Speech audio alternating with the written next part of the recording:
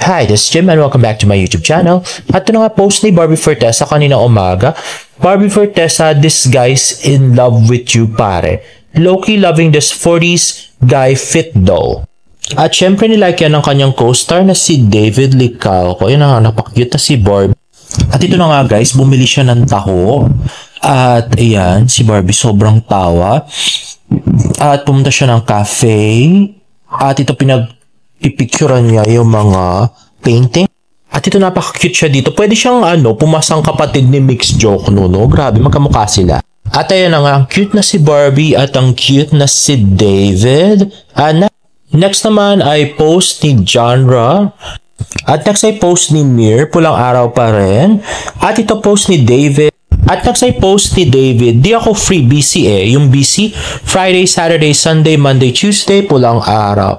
At ito post ng GMA Drama, ipinakita ng Tourism Promotions Board ang kanilang suporta sa pulang araw. At yun na yung ginawang video ni Barbie kahapon.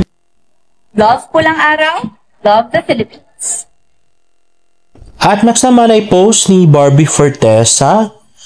Ayan na nga, parang bumili sila ng barbecue at may biryani.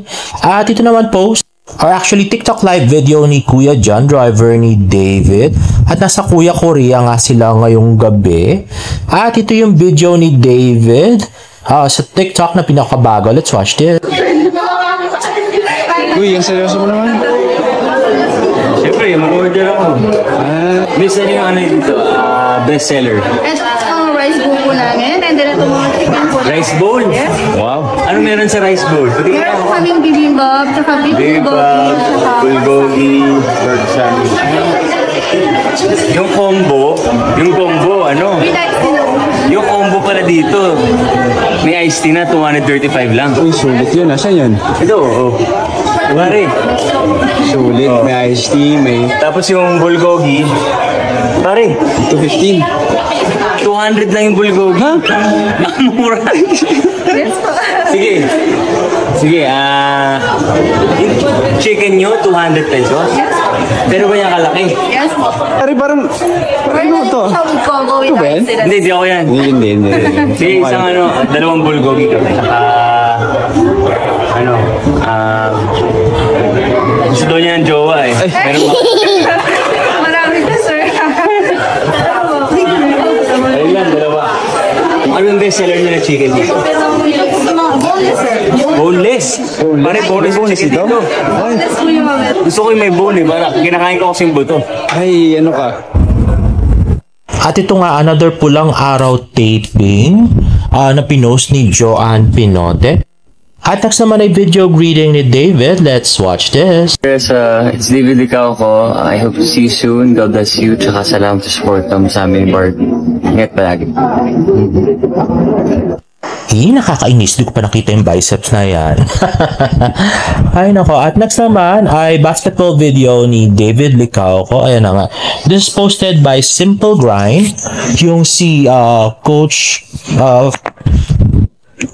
yun nga si Coach Nicolo Chua. At yan na nga. Dribble. At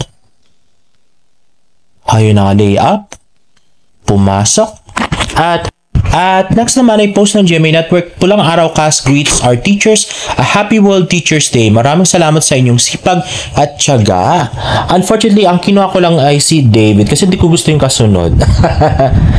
Hi sa mga teachers, this is David Licauco. Just want to greet you guys a happy World Teachers Day. I hope na happy kayo at saka pagpatuloy niyo lang yung magandang ginagawa niyo. Marami kayo natutulungan na bata, which also yung mga batang tinuturuan niyo ay ituro din nila yun sa mga future generations. Kaya thank you so much. At next naman ay post ni Miss Tony Aviles. So, tinag niya si Nay Fatima, si Barbie, at saka si Genre. At mukhang pinakita niya yung Disney Cruise line na mag-start sa Singapore. Ayan, Disney Cruise line. So, gusto yata nila mag-cruise. Gusto yata yung magkasama-sama sila mag-cruise line, no? So, tingnan natin yan kung gagawin ni Barbie.